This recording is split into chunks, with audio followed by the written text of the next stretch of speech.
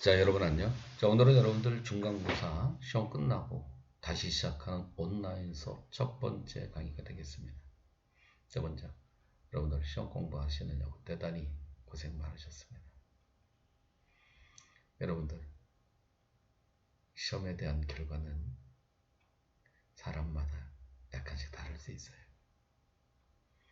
자, 모든 거 다시 잊고 새롭게 한번 힘차게 출발해 봅시다.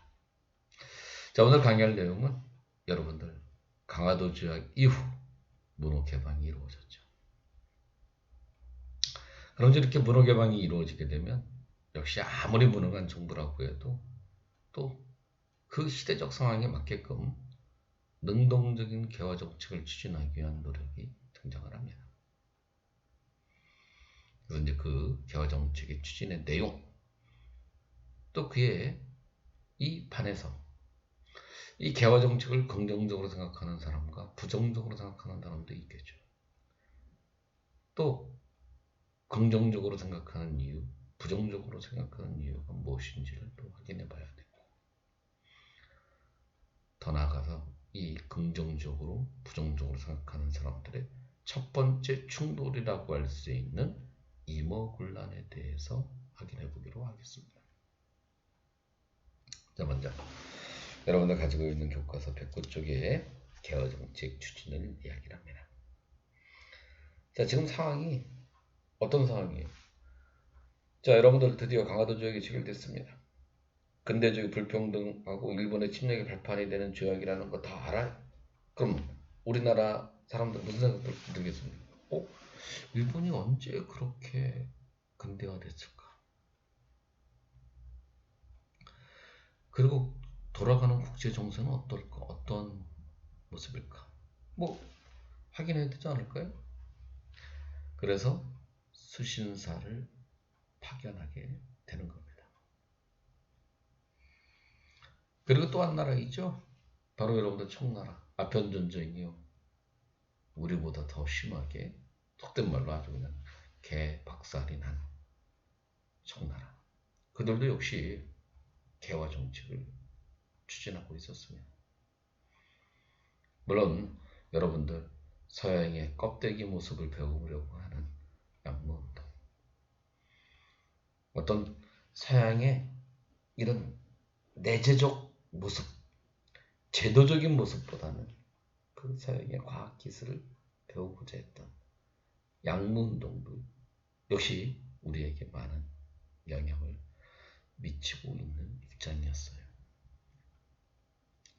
그래서 우리나라 정부는 이런 하나의 이 양모운동과 그리고 일본의 변화된 모습을 배우려고 하는 노력이 나타납니다. 그래서 정부가 첫 번째 문화사절단 선진문화를 배우고자 하는 사절단을 파견합니다. 일본에는 수신사, 이어서 조사시찰단을 파견하게 되는 겁니다. 자, 조사시찰단은 여러분들 비밀리에 몰래 파견해요. 박정형을 대표로 해서 원래 파견하는데 그럴 수밖에 없는 게 여러분들 이렇게 변화되는 모습에 능동적으로 대처하려고 하는, 서양의 문물을 배우려고 하는 이런 노력에 대해서 부정적으로 생각하는 사람들이 있어요. 기득권을 가지고 있었던, 우리가 흔하게 말하면 약간의 보수적 성향을 띠는 인물들, 여러분들이 흔히 말하는 꼰대들이죠. 꼰대. 그러니까 결국 고정이 비밀리에, 자, 일본 가서 좀 배우고 와.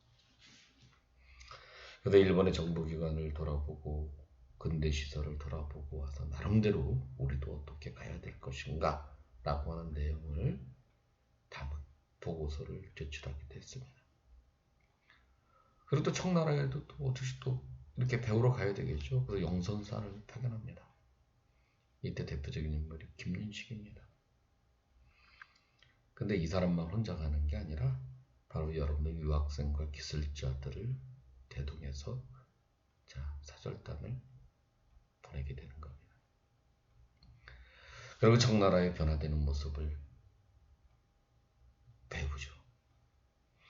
군사훈련, 기술 연수를 하고 돌아옵니다. 물론 계획보다는 빨리 돌아오고, 왜냐면 국가가 돈이 없어서 재정 지원이 중단되니까 어떻게 됐겠어요. 눈물을 머금고 돌아오죠. 그렇지만 여러분들 이 영선서에서 가장 중요한 거는, 자, 역시 청나라가 여러분들 이렇게 이 서양의 군사기술을 배우려고 하는 병기창 같은 것이 만들어졌는데, 역시 우리나라도 무기 제조 공장인 기기창이 설치되는 계기가 되는 것이 바로 영선사의 노력입니다. 그리고 조미수호 통상조약이 체결되고 난 이후에 역시 미국의 보빙사를 파견합니다. 민영익을 중심으로 해서 파견을 하죠. 이와 같은 사절단의 모습은 다 뭐 이해하셨을 겁니다. 아, 뭔가 선진 문물을 배워야 되겠구나라고 하는 정부의 노력이라고 이야기를 할 수 있을 겁니다. 그리고 나가서 역시 이런 개화 정책을 능동적으로 추진하기 위해서는 거기에 걸맞는 기구가 만들어져야 되겠죠. 그래서 청나라 양모운동을 추진하고 있었던 총리 각국 사무한문을 본떠서 1880년에 우리나라는 통리기무한문을 설치합니다. 한마디로 개화 정책을 총괄하는 기구라고 이야기를 할 수 있을 겁니다. 그리고 군사개혁도 시도를 합니다. 여러분들 이 조선시대 후기에 만들어졌던 5군영을 2군영으로 재편을 합니다. 그리고 그뿐만 아니라 바로 신식 군대인, 자, 꼭 기억해 두시기 바랍니다. 별기군을 창설하게 되는 겁니다. 물론 일본식 그런 하나의 이 군사 제도를 받아들이는 겁니다.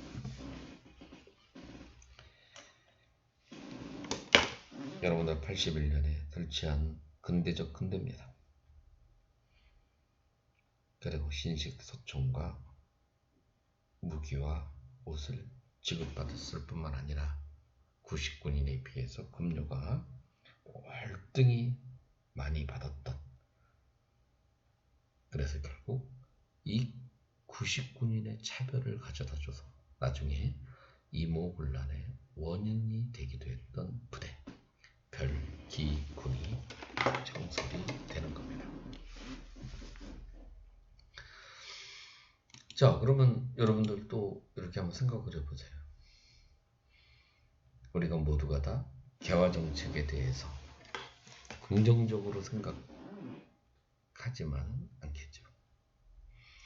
이미 여러분들 강화도 조약 전에도 우리나라에서는 개화 정책에 긍정적으로 생각하는 사람이 있다고 이야기를 했습니다. 가장 대표적인 인물이 박규수, 오병석, 유홍기 기억나시죠? 자, 이들의 여러분도 이렇게 뿌리는 저 중상실학자 박지원, 박교수로 이어진다고 이야기를 했습니다. 그들은 청나라 문물을 배워야 된다, 서양의 문물을 수용해야 된다는 입장을 가지고 있었던 인물들입니다. 자, 그에 반해서 여러분들 이렇게 서양의 문물 받아들이면 안 돼, 우리 거를 지켜야 돼, 거릇된 것을 배척해야 돼, 이렇게 성리학의 전통적 질서를 고수하려고 하는 사람들도 있었어요. 우리가 봤을 때는 약간의 보수적 성향을 가진 인물들이라고 이야기를 할 수 있을 겁니다. 그래서 우리가 아주 쉽게 말하면 바로 여러분들 이 정을 지키고, 그러니까 정이라고 하는 건 바로 정학, 성리학을 이야기하는 겁니다. 성리학을 지키고, 사학, 여기서 사학이라는 건 서양의 문물, 좁은 의미로 말하면 천주교를 말할 수 있고, 넓은 의미를 말하면 서양의 모든 문물을 이야기할 수 있겠죠.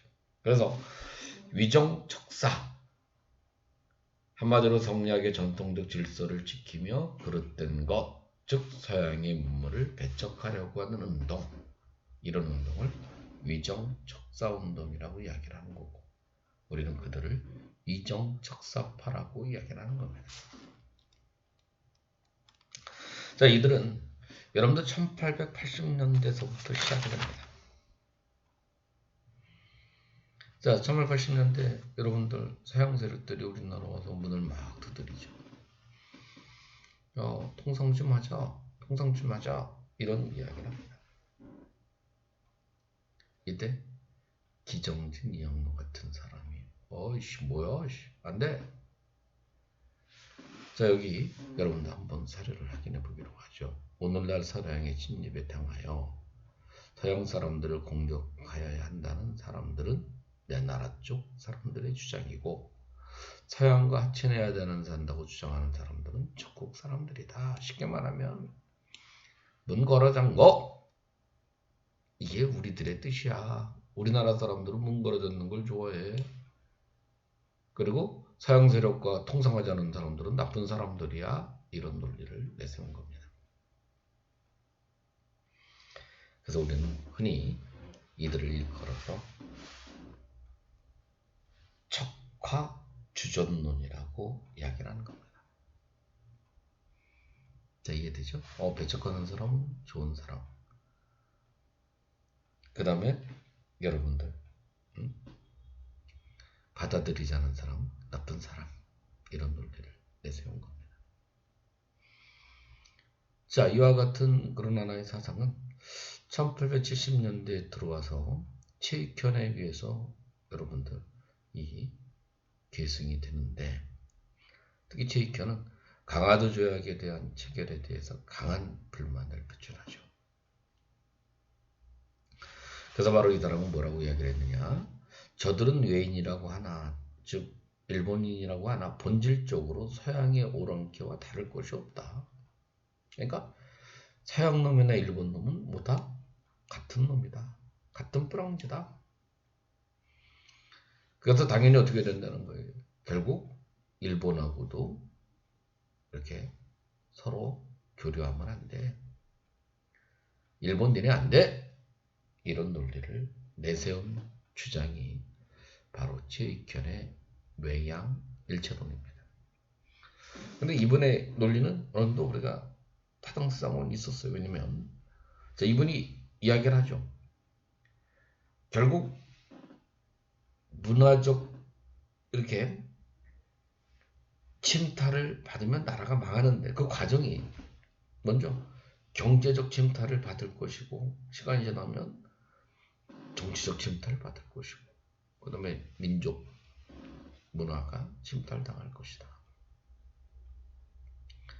근데 안타깝지만 이번에 이야기가 맞았잖아요. 우리 일제시대 우리 민족을 말살하려고 하는 그런 모습. 그래서 우리는 위정척사 사상가들을 비록 보수적인 성향을 가지고 있는 사람들이지만 그래도 민족을 생각하는 면이 강한 민족 운동이라고 이야기를 하는 겁니다. 자, 이런 운동은 1880년대 조선 책략 유포 반대 투쟁으로 이어지는데, 특히 이만선에 의해서 이루어지는 겁니다. 자, 조선 책략의 내용은 여러분들 알고 있죠? 황준센이라는 사람이 이야기한 거잖아요. 다시 한번 이야기를 해볼까요? 지금 그 사람의 이야기는 지금, 자, 러시아가 남쪽으로 내려온다. 러시아의 남하를 막기 위해서는 자, 해야 된다는 거죠. 자, 이렇게 이들의 침략을 막기 위해서 해야 될 일. 자, 먼저 조선은 친하게 지내라. 누구랑 친하게 지내? 청나라하고 친하게 지내. 그리고 일본하고 연결해. 그리고 여기서 하나 더 나가죠. 자, 니네는 미국하고 연합을 하도록 해. 그런 거잖아요. 한마디로 미국하고 뭐 하라는 거예요? 친하게 지내라. 자, 그러니까 결국 이제 일본과 교류만 할 것이 아니라 이제 누구랑? 미국하고랑 연합을 해라. 미국하고 문물을 교류해라. 같은 아시아인도 아니고 미국인한테 응? 손을 내미는 황준선의 주장을 당시 이만son 같은 보수 유생들이 찬성할 리가 없죠. 그래서 영남의 만인, 즉 영남의 많은 유생들이 동참하는 운동을 전개하는 겁니다. 이게 그 유명한 만인소 운동이 되는 겁니다. 자, 이와 같은 운동은 90년대로 이어서 의병으로 발전을 하는 겁니다. 그래서 위정척사 운동은 60년은 통상에 대한 거부, 70년은 강화도 조약에 대한 반대, 80년은 조선 책략유포의 반대를 부르짖는 운동입니다. 그리고 역시 90년대는 의병으로 발전을 한, 그래서 한일 민족운동으로 이어져가는 모습을 보여주고 있는 거죠. 그럼 저 지금 생각을 해보세요. 한쪽으로는 개화를 주장하는 세력도 있고 또 한쪽으로는 어떻게 됩니까? 바로 개화를 반대하는 사람들이 있습니다. 역시 개화를 찬성하는 세력을 대표했던 사람을 명성황후, 민씨 세력이라고 하며, 또 개화를 반대했던 세력을 이야기한다면 바로 명성황후의 시아버지인 흥선대원군, 그리고 보수적 성향을 띠는 유생, 그리고 신식군대의 차별을 받았던 구식군인들이 역시 개화에 대해서 부정적인 입장을 가지고 있었습니다. 자, 지금 여러분들 이 두 세력이 충돌할 수 있는 요소가 많이 있었죠. 거기다가 일반 민중들의 입장에서 볼 때는 지금 상당히 좀 불만이 많았습니다. 분위기가 개화에 대해서 그렇게 호의적이지가 않았어요. 그것은 일본의 경제 침탈이 아주 가속화됩니다. 일본은 우리에게 가장 관심이 많았던 부분이 식량 문제죠. 식량. 일본은 식량이 자급화된 적이 별로 없어요. 역사적으로. 항상 부족했습니다. 그래서 맨날 우리나라 해안가에 몰려와서 결국 어떻게 돼요? 훔쳐가는 겁니다. 강가에 와서 훔쳐가는 거예요. 그래서 여러분들 고려시대에서부터 조선시대, 그리고 여러분들 조선시대 후기까지 오면 약탈, 노략질, 방화, 못된 짓은 많이 하는 거죠. 역시 일본 애들이 강화도 조약이 체결되고 난 이후에서도 일본은 우리에게 이 미국, 그 다음에 콩, 이런 거 많은 그런 하나의 이 스타, 거기다가 국민들이 정말 엄청나게 사랑했던 우리 소, 누렁이 결국 가져갔습니다.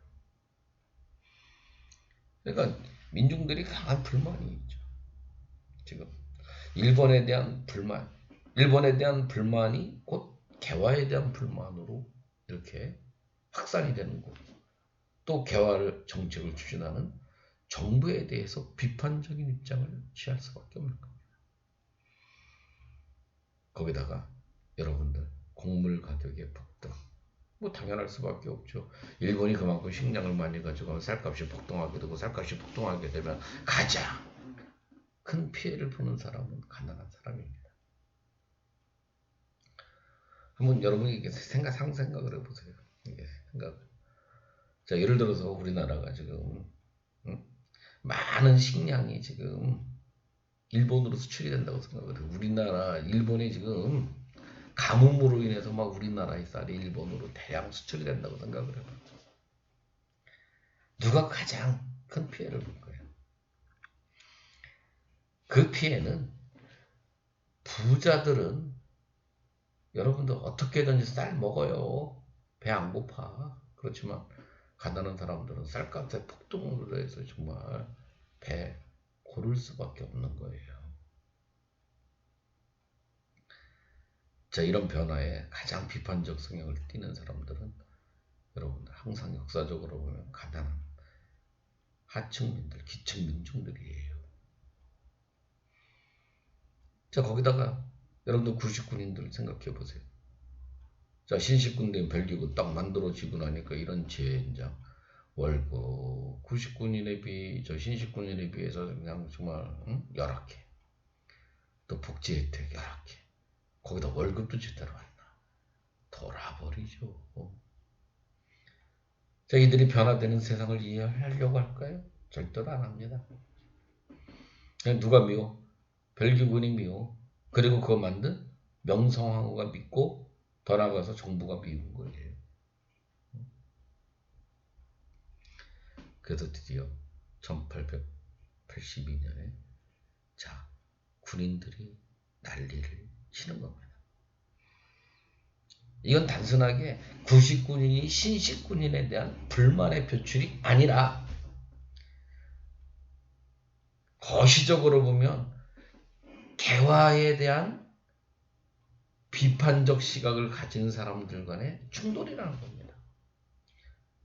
한마디로 개화 정책과 그 다음에 개화 정책을 추진하는 사람들과 그렇지 않은 사람들의 첫 번째 충돌. 그것이 결국 구식군인들에 의해서 시작이 되는 거예요. 물론 뒤에서 구식군인을 살짝 지지하고 조종하는 인물이 바로 누구냐? 바로 홍선대원군입니다. 이 사람이에요.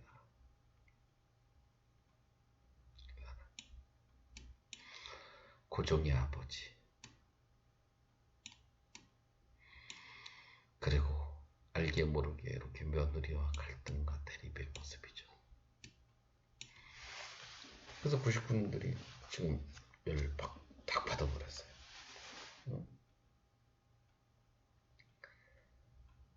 그럴 수밖에 없는 게 13개월치 월급이 빌렸습니다. 근데 덕을 때리는 게 월급 받고 나면 해고야.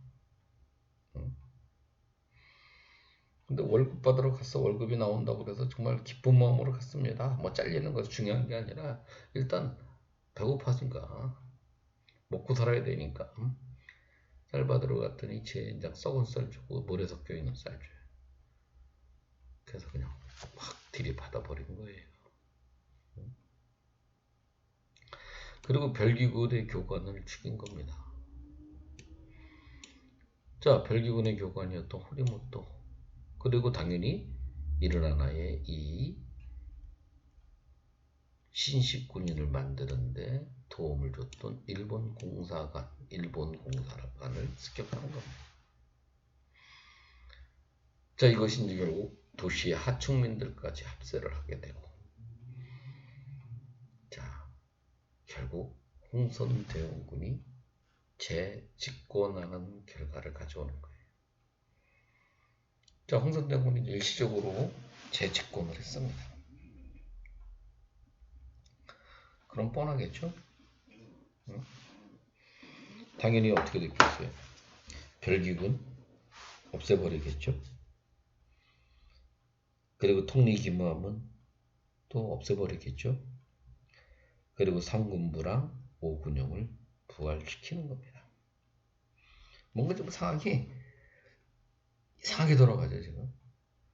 자, 90군인들 난을 일으켰고 홍선대원군 90군인을 앞세웠던 홍선대원을 집권을 했고, 자, 결국 당연히 일어나는 이 개화 세력을 대표했던, 그리고 개화 세력의 속된 말로 뒷배라고 할 수 있는 명성황후가 결국 위험을 당하게 되는 거.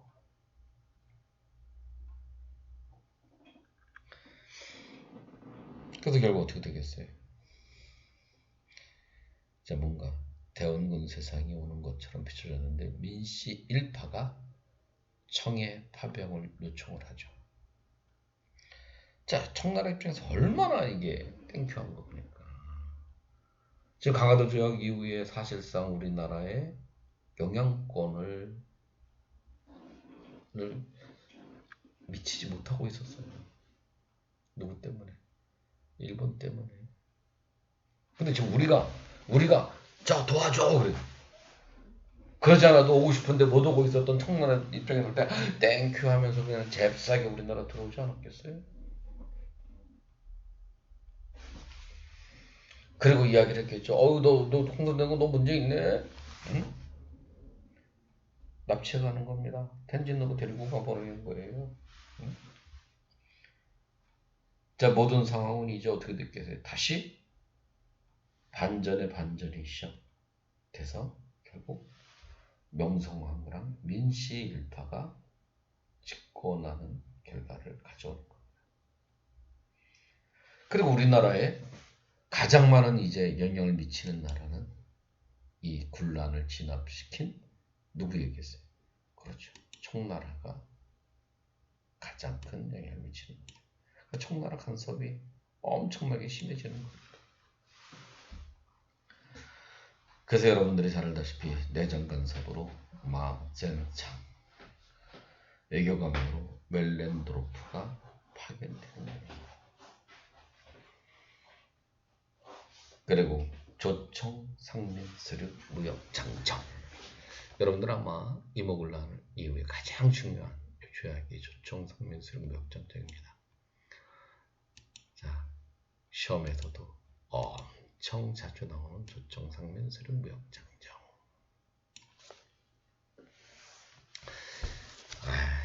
정말 짜증나는 내용이 담겨져 있습니다.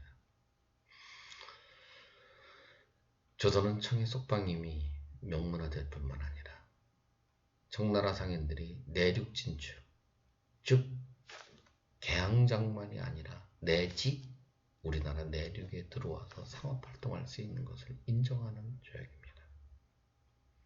그리고 영사 재판권이 인정이 되는 진짜 불평등한 조약이 되는 겁니다. 자, 역시 여러분들 이렇게 한번 여기 보세요. 4조 양아진, 베이징, 개잡무역을 허락하되 내지 재판은 금할 것을 규정한다. 단 내지 재판이 필요할 때는 지방 간의 허락. 쉽게 말하면 여러분들 상점을 낼 수 있다는 겁니다. 참 말이 좋아. 여러분들 지방간이 금할 수 있다고 하지만 개뿔 로비하면 안 되는 게 어디 있어요. 그러니까 여러분들 처음에는 이렇게 개항장 요 거류지역이라고 그래서 요 반경 4km 안에서 이렇게 교역이 이루어졌었습니다. 그런데 여러분들 이 조청상민 수령무역 장정은 말 그대로 이 개항장 즉 거류지만이 아니라 이 내륙까지 들어와서 소위 말하면 상점을 낼 수 있다는 거예요. 무역을 할 수 있다는 겁니다. 우리나라 경제적인 침탈이 이제 본격적으로 이루어진다는 거예요. 그래서 이 조청상민수령 무역정정의 결과는 어떤 결과를 가져오냐면 사실상 강화도 조약 이후에는 사실 일본이 우리나라 경제 수탈을 거의 독점적으로 행하고 있었습니다. 근데 이모군란 이후에 청나라 상인들에게 엄청난 혜택이 주어지면서 사실상 이 교역량을 보면 55대 45 일본이 55 청나라가 45까지 거의 대등한 관계로 청나라 상인들과 교역량이 많이 증가되고 있음을 보여줍니다.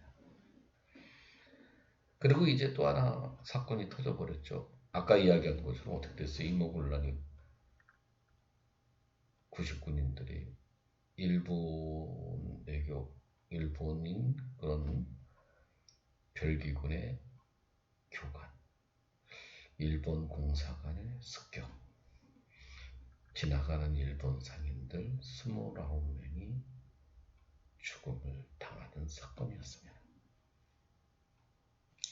일본도 당연히 우리한테 어떻게 됐겠어? 야, 너네 뭐 이러면 안 되지. 그러면서 역시 재물포 조약을 체결하게 되는 겁니다.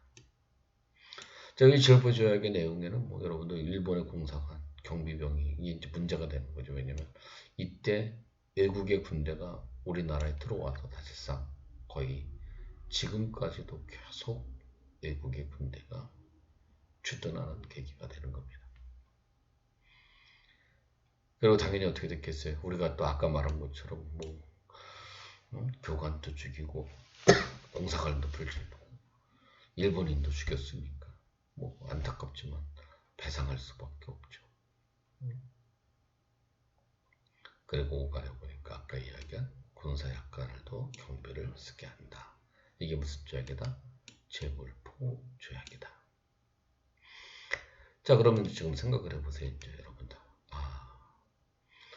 이모군란 90군인과 신식군인의 싸움.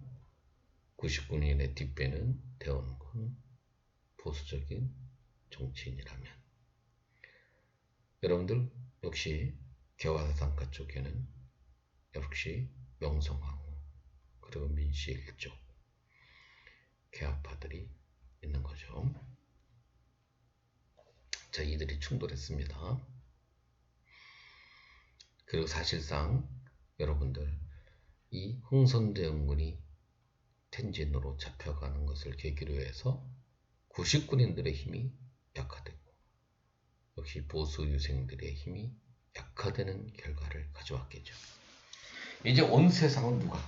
그렇습니다. 개화 사상가들의 세상이 됐습니다. 그러다 보니까 이제 중요한 게 이모군란이 끝나고 나서 개화 사상가들 중에 입장이 나누게 돼요. 어떤 사람들은 여러분들 이 점진적 변화를 시도해야 된다고 주장하는 세력도 등장하고, 그리고 한방의 세상을 바꿔야 된다고 주장하는 세력도 등장하는 겁니다. 그래서 우리는 급진적 인물로 김옥균, 박영효, 서재필, 이들은 일본의 메이지시를 모델로 삼아서 한방의 제도의 개혁을 중요시하기는, 그래서 문명개혁을 주장했던 인물이 등장하는 거고, 아니야, 청나라의 양무운동처럼 점진적 변화를 해야 돼. 그 정신세계는 중국 정신을 따르고 서양의 기술을 배우고자 하는 이 중체 서양문이 우리에 맞게 정신은 동양의 정신으로 서양의 과학기술을 수용하자고 하는 동도서계를 주장하는 운동, 운동파들이 등장하는 겁니다. 대표적인 인물이 김홍집, 김윤식이 여기에 해당이 되죠.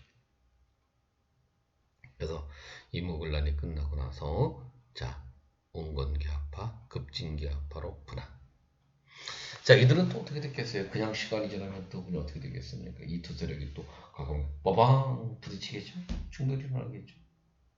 그들이 1884년에 갑신년에 발생하는 갑신정변은 이 두 세력 간의 충돌입니다. 그러니까 지금 오늘 배운 내용을 가만히 보세요. 개화가 정책을 추진하는구나. 정부가 사절단도 파견하고 거기에 걸맞는 기고 독립기무원도 만들고 신식군대인 별기군도 창설을 했습니다. 자, 이렇게 이제 개화 정책에 또 부정적인 입장을 가진 사람들이 누구라고 우리가 이야기했어요? 위정 척사상가들이라고 이야기했습니다.